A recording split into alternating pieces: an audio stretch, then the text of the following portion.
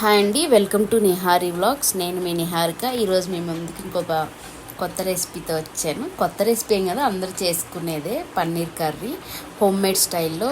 నేను ఏ విధంగా ఎలా చేస్తానో ఇంట్లో ఉండే మసాలాలతో మీకు చూపిస్తాను. ఈ కర్రీ కోసం ముందుగా కావాల్సిన పదార్థాలు ఏంటో చూద్దాం. ఇక్కడ నేను ఒక టేబుల్ స్పూన్ ధనియాలు, జీలకర్ర, సోంపు, 2 లవంగాలు, 1/2 ఇంచు చెక్క, 2 యాలకులు, మిరియాలు తీసుకున్నాను. అలాగే టమాటా, ఆనియన్, అల్లం వెల్లుల్లి, పచ్చిమిర్చి 2 తీసుకున్నాను. నెక్స్ట్ కర్రీ ప్రాసెస్ చూద్దాం. పేస్ట్ కోసం కడాయి పెట్టుకొని దాంట్లో 1 టేబుల్ స్పూన్ ఆయిల్ వేసి హోల్ గరం మసాలా స్పైసెస్ వేసుకోవాలి. ఇవి కొంచెం చిటపట అని వేగిన తర్వాత మనం కట్ చేసి పెట్టుకున్నాం కదా ఉల్లిపాయలు, టమాటాలు, ఈ పచ్చిమిర్చి, అల్లం వెల్లుల్లి, సో ఇవి వేసి కొంచెం పచ్చి వాసన పోయే వరకు 1 నిమిషం వేపుకోవాలండి.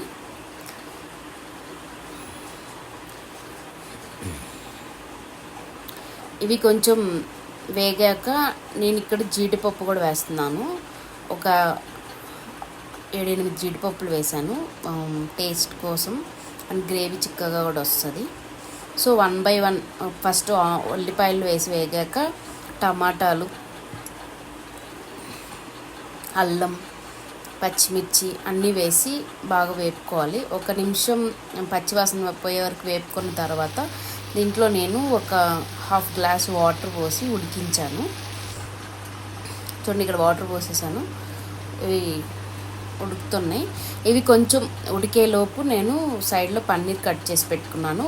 మీరు డీప్ ఫ్రిడ్జ్లో కానీ పెట్టినట్లయితే పన్నీరు అది కొంచెం గట్టిగా ఉంటుంది. సో స్మూత్గా రావడం కోసం కొంచెం లైట్గా హాట్ వాటర్లో ఈ పన్నీర్ పెట్టండి, స్మూత్గా అవుతుంది, బాగుంటుంది కూడా.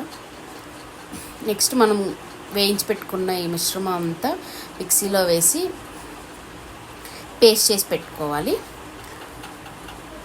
నెక్స్ట్ మనం కర్రీ ప్రాసెస్ చూద్దాం.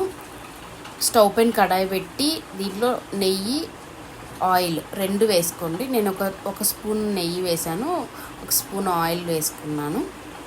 ఆయిల్ హీట్ అయ్యాక మనం పేస్ట్ చేసి పక్కన పెట్టుకున్నాం కదా, అది వేసి 1 నిమిషం వేపుకున్న తర్వాత దీంట్లో ఇంకా మనం కారం, స్పైసెస్ అన్నీ వేసేసాం కాబట్టి మిరియాలవంతా, ఇప్పుడు పసుపు అండ్ కాశ్మీరీ చిల్లీ పౌడర్ నేను కలర్ కోసం వేసాను. బయట కలర్స్ వాడకుండా ఈ కాశ్మీరీ చిల్లీ పౌడర్ స్పైస్ తక్కువ ఉంటుంది, కలర్ కూడా వస్తుందండి, బాగుంటుంది. సో ఇక్కడ నేను సాల్ట్ యాడ్ చేస్తున్నాను. ఈ సాల్ట్, పసుపు, కారం వేసుకున్న తర్వాత కొంచెం పచ్చివాసన పోయే వరకు వేపుకోండి.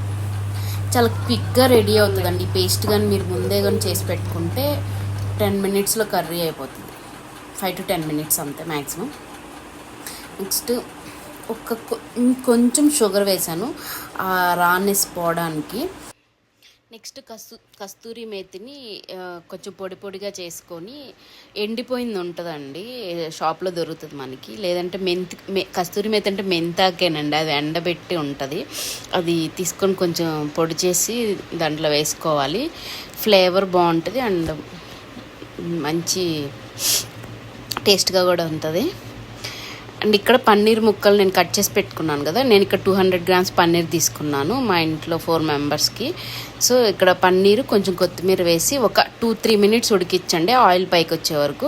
మరీ ఎక్కువసేపు ఉడికిస్తే పన్నీర్ గట్టిగా అయిపోద్ది, సాఫ్ట్గా ఉంటుంది. ఎక్కువసేపు ఉడికించద్దండి, 2-3 మినిట్స్ చాలు. ఇలా 2-3 మినిట్స్ ఉడికిన తర్వాత ఆయిల్ కొంచెం పైకి ఫ్లోట్ అవుతుంది.